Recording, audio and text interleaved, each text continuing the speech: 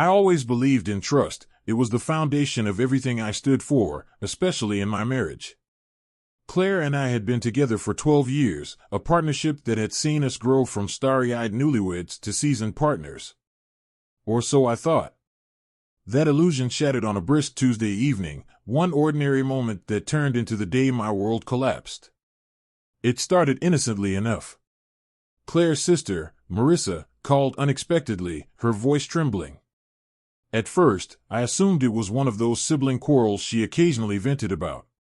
But this time, her words hit me like a freight train. "I can't stay silent anymore," she began. "You need to know, Claire has been seeing someone else. A delivery guy from her office." I froze. The words didn't register at first. Claire? The woman I shared my life, my dreams, my everything with? I stumbled back, nearly collapsing into a chair as my heart pounded so hard it drowned out everything else. I begged Marissa for details, desperate to understand. She told me how Claire had confided in her, admitting she was conflicted about her connection with the man who delivered packages to her office daily. They had started meeting in the receiving office for far more than signatures on delivery forms. It felt like a nightmare, surreal and cruel. I clung to the hope that maybe Marissa had misunderstood, but when she shared Claire's doubts about continuing the affair, reality punched me square in the gut. The confirmation came with a single revelation. Claire had the delivery guy's number saved under Lisa in her phone. It was a sickening mockery of the trust we had built.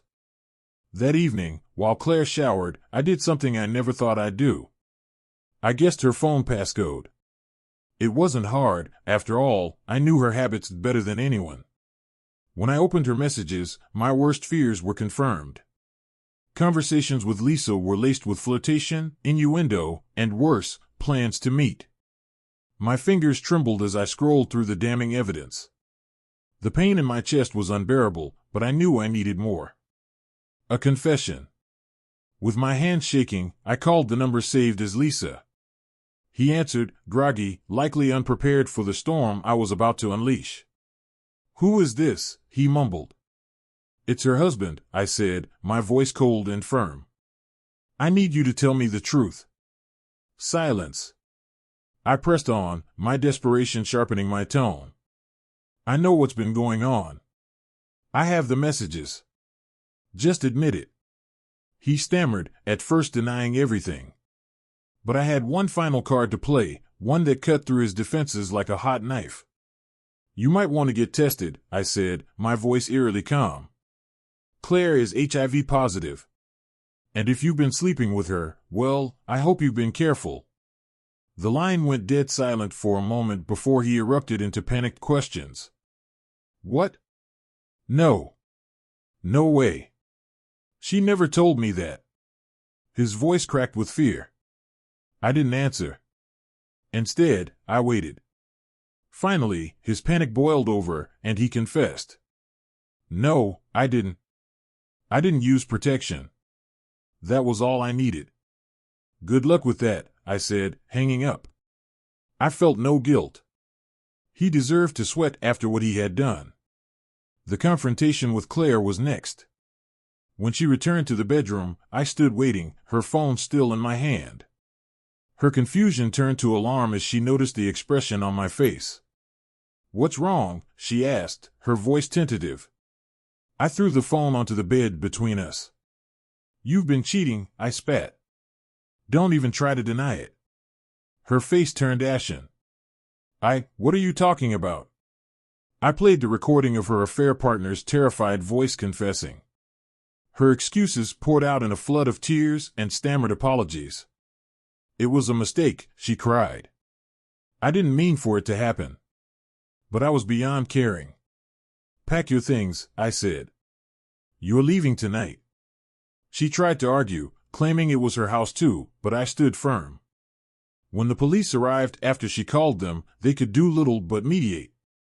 One officer even asked if she could stay with her lover. The irony was rich. When she called him, he refused to see her, still terrified about the HIV lie I'd fed him. Eventually, she packed her bags and left. The once warm home we shared felt cold and hollow. but at least it was mine again. The betrayal had carved deep scars into my heart, but as I stood in the silence, I vowed that I wouldn't let her or anyone else break me again. The days that followed were a blur of emotions. Anger, heartbreak, and a strange, bitter relief. I spent my nights replaying every memory with Claire, searching for the signs I had missed. Had I been blind, or had she been that skilled at deception? The questions were endless, and the answers eluded me. What hit hardest wasn't just the betrayal, it was the humiliation. The thought of her laughing with someone else, sharing private jokes and stolen moments, was a dagger to my pride. And yet, beneath the anger, there was an ache I couldn't ignore. 12 years of love, of memories, of promises, all reduced to ash. But even as I mourned the loss, something unexpected began to stir. A spark of defiance, of resilience. I had been played for a fool, yes, but I wouldn't let this define me. I wouldn't let her win. Claire, meanwhile, wasn't faring as well as I had anticipated. News of the affair had spread like wildfire, thanks to her sister Marissa, who had no intention of keeping quiet. Family gatherings became battlegrounds, with relatives grilling Claire about her decisions. Marissa, who had initially felt guilty about exposing her sister, was now openly furious. "You deserve everything coming your way," she had told Claire during one particularly heated confrontation. "You destroyed your marriage and humiliated a good man." Claire tried to turn the narrative in her favor, spinning stories about how our marriage had been cold and distant, as if that justified her betrayal. But the more she talked, the more transparent her manipulations became. Even her closest allies started distancing themselves, tired of her self-pity and refusal to take responsibility.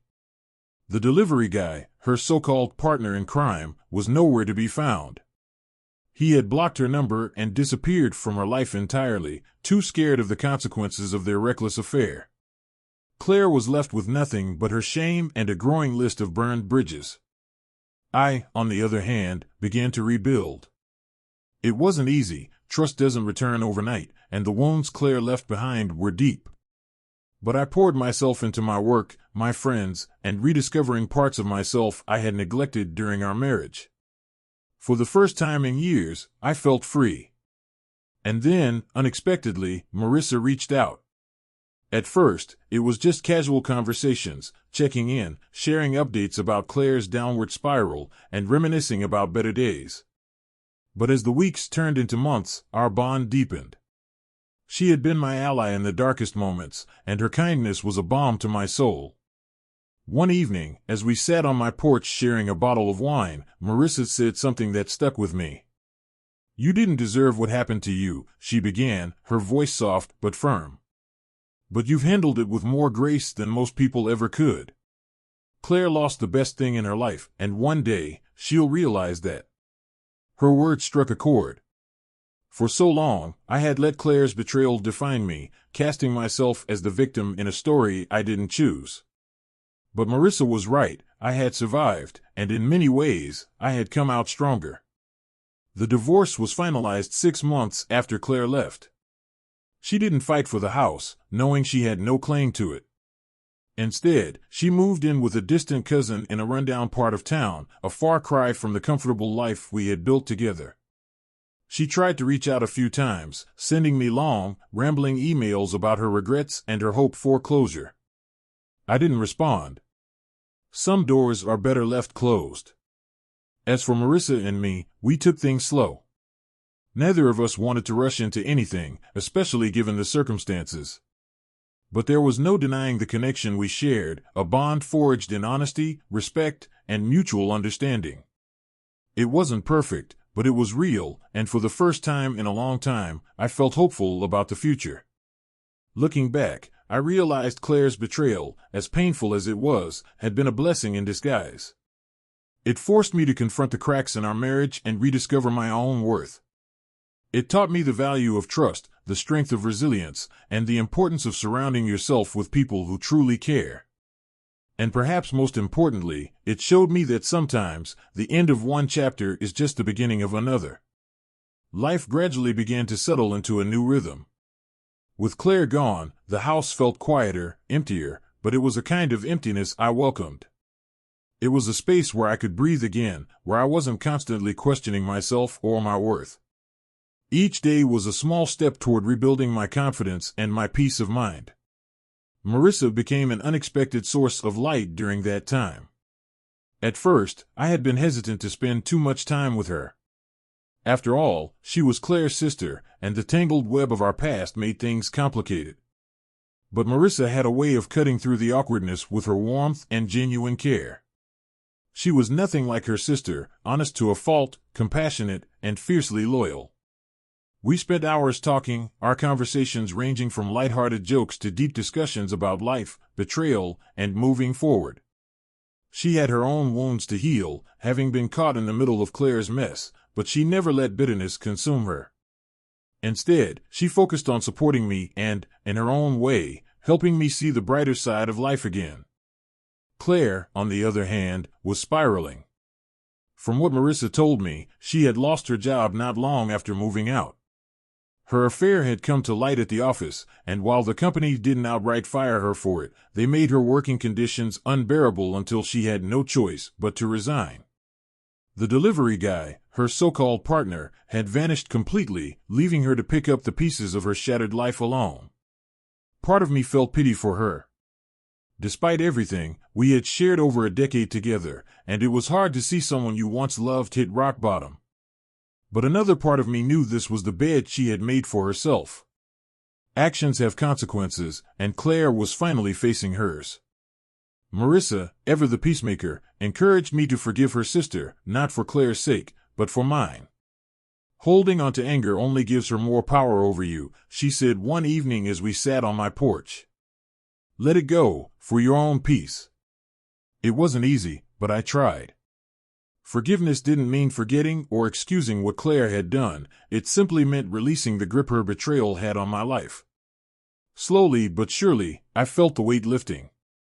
As time passed, Marissa and I grew closer. What started as a friendship born out of shared pain began to evolve into something deeper. She understood me in a way few people ever had, and her presence brought a sense of stability and comfort I hadn't realized I was missing. But we were cautious, mindful of the delicate situation. The last thing either of us wanted was to rush into something and risk ruining the bond we had built.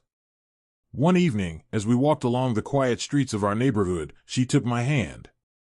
I know this is complicated, she said, her voice tinged with uncertainty. But I care about you, more than I ever thought I would. I squeezed her hand gently. I care about you too, I admitted. But we need to take this one step at a time. I don't want to mess this up. She smiled, her eyes shining with a mix of hope and understanding. One step at a time, she agreed. Meanwhile, Claire's attempts to reach out became increasingly desperate. She sent me long, rambling texts filled with apologies and promises to change. She claimed she had hit rock bottom and wanted a chance to make things right. But I knew better. Her words rang hollow, a last-ditch effort to regain control over a situation she had lost. One particularly bold message read, I know I made mistakes, but we were so good together. Don't throw away everything we built because of one slip-up. Please, let's talk. I didn't respond. What was there to say? The woman who had betrayed me wasn't the same person I had fallen in love with all those years ago. She had destroyed that version of herself the moment she chose to be unfaithful.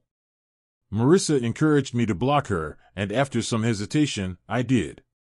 It was a final act of closure, a way to reclaim my life fully. And as I pressed the button, I felt an unexpected sense of relief. It was over. Truly over. The weeks turned into months, and the pain of betrayal slowly faded into the background. What remained was a newfound sense of clarity and strength. I had survived the storm, and while it had left its mark, it hadn't broken me. If anything, it had made me stronger.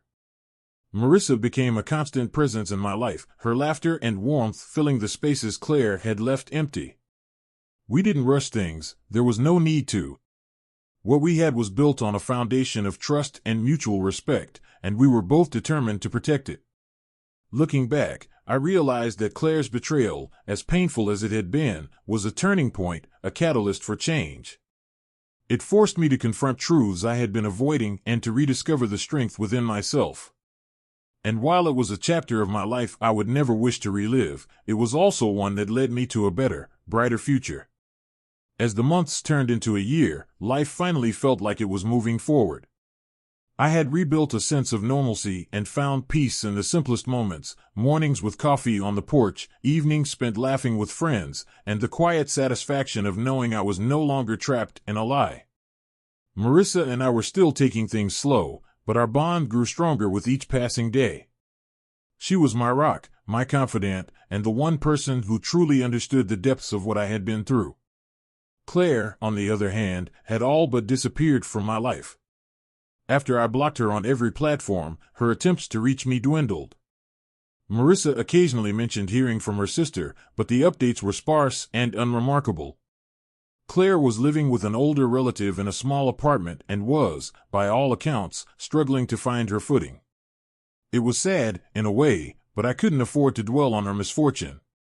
She had made her choices, and now, so had I.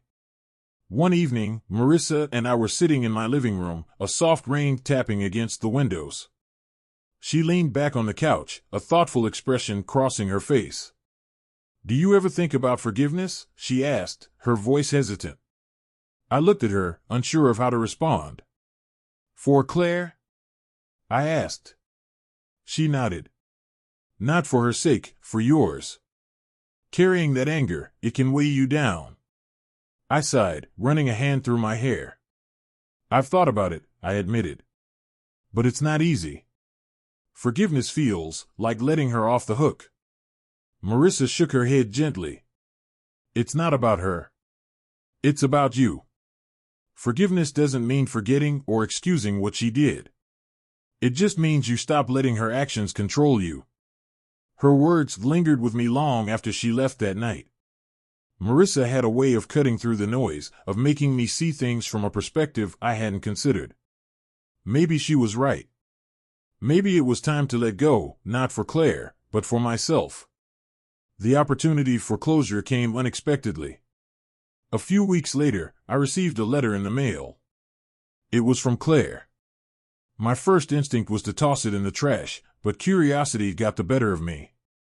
I opened it, my hand steady, and began to read. The letter was a mix of apologies, regrets, and reflections. She admitted to her mistakes, acknowledged the pain she had caused, and even thanked me for the years we had spent together. "I know I don't deserve your forgiveness," she wrote, "but I hope you can find it in your heart to move on, even if it's without me." By the time I finished reading, I felt an unexpected sense of calm. The anger that had once burned so brightly had dimmed, replaced by something quieter. It wasn't forgiveness, not entirely, but it was a step in that direction. I folded the letter carefully and placed it in a drawer, deciding to leave the past where it belonged. Meanwhile, my relationship with Marissa continued to evolve. We had become inseparable, though we were careful to navigate the complexities of our situation with respect and caution. It wasn't lost on either of us that what we were building had started in the shadow of betrayal. But rather than let that define us, we chose to focus on the present and the future. One night, as we walked hand in hand through the park, Marissa stopped suddenly. She turned to me, her expression both vulnerable and determined. "I know this hasn't been easy," she said softly. "But I want you to know. I'm all in. No matter what happens, I'm here for you." Her words took my breath away. For so long, I had been afraid to let someone in again, to trust, to hope. But with Marissa, it felt different. It felt right. "I'm all in too," I replied, pulling her into a hug. "Whatever happens, we'll face it together." The journey wasn't over, but for the first time in a long time, I felt like I was exactly where I was meant to be. Claire's betrayal had been a painful chapter, but it was just that, a chapter. The story of my life was still being written, and with Marissa by my side, I knew it would be a story worth telling.